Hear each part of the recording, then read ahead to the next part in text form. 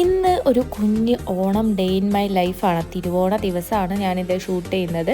അപ്പോൾ ഒരു കുഞ്ഞു കുഞ്ഞു കാര്യങ്ങളൊക്കെ കാണിക്കാനായിട്ടേ ഉള്ളൂ, കുറേ ഒന്നും ഇല്ല. അതുകൊണ്ട് തന്നെ ഒരു കുട്ടി വ്ലോഗായിരിക്കും.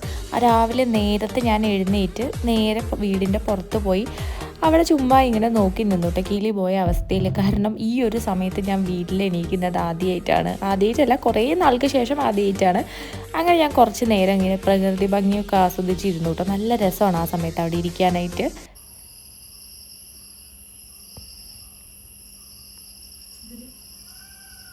അതെല്ലാം കഴിഞ്ഞ് പിന്നെ ഞാൻ ഫേസെല്ലാം വാഷ് ചെയ്ത് പൂക്കളിടാനുള്ള പരിപാടികൾ നോക്കണം ഇനി.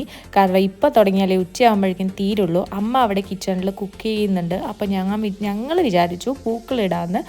വേറൊരാൾ എന്നെ ഹെൽപ്പ് ചെയ്യാൻ വേണ്ടി വന്നിട്ടുണ്ട്. ഞാൻ കുത്തിപ്പൊക്കി എണീപ്പിച്ച് വന്നതാണ് കേട്ടോ. അങ്ങനെ ഞങ്ങൾ പൂക്കളം ഇടാൻ വേണ്ടി ഇരിക്കുന്ന കാഴ്ചയാണ്. പക്ഷേ ഇത് ഫുൾ അടിപിടിയായിരുന്നു. അങ്ങനെ വരയ്ക്കി ഇങ്ങനെ വരയ്ക്കി എന്നൊക്കെ പറഞ്ഞ് ഫുൾ അടിപിടിയായിരുന്നു. അങ്ങനെ അവസാനം വരച്ച പോലെയൊന്നുമല്ല, തോന്നിയ പോലെ ഇട്ട് എങ്ങനെയൊക്കെയോ ഒരു പൂക്കളം റെഡിയാക്കി വിട്ടു. ഈ വരച്ചതിൻ്റെ അടുത്തൂടെ പോയിട്ടില്ലായിരുന്നു. വരച്ച ഡിസൈൻ ഒന്നും ഇതിൽ വന്നിട്ടില്ലായിരുന്നു. അവസാനം ആയപ്പോഴത്തേക്കും എങ്ങനെയെങ്കിലും ഒരു പൂക്കളം ഇട്ടാൽ മതി എന്നുള്ളതായി.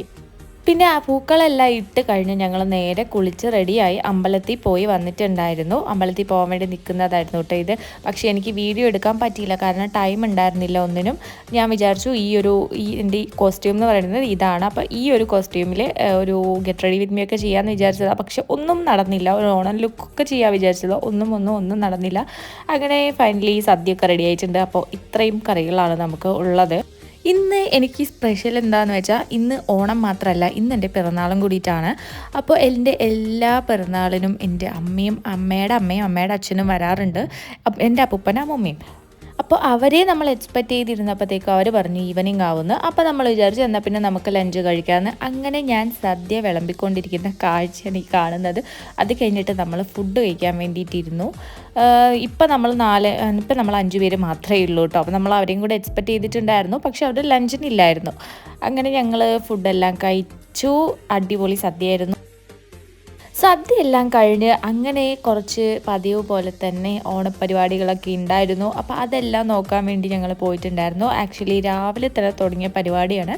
പക്ഷെ ഞങ്ങൾ ചെന്നപ്പോഴേക്കും ഭയങ്കര ലേറ്റായിരുന്നു. പക്ഷെ എന്നാലും നല്ല രസമുള്ള പരിപാടിയായിരുന്നു. അതെല്ലാം കഴിഞ്ഞ ഒരു ഈവനിങ് ഒക്കെ ആയപ്പോൾ ഞങ്ങൾ വിചാരിച്ചു എന്നാൽ പിന്നെ വീടിൻ്റെ അടുത്തോട്ട് ഒന്ന് ഈവനിങ് വാക്കിന് പോകാമെന്ന്. അങ്ങനെ നടക്കാൻ ഇറങ്ങിയതാണ് വണ്ടിയിൽ.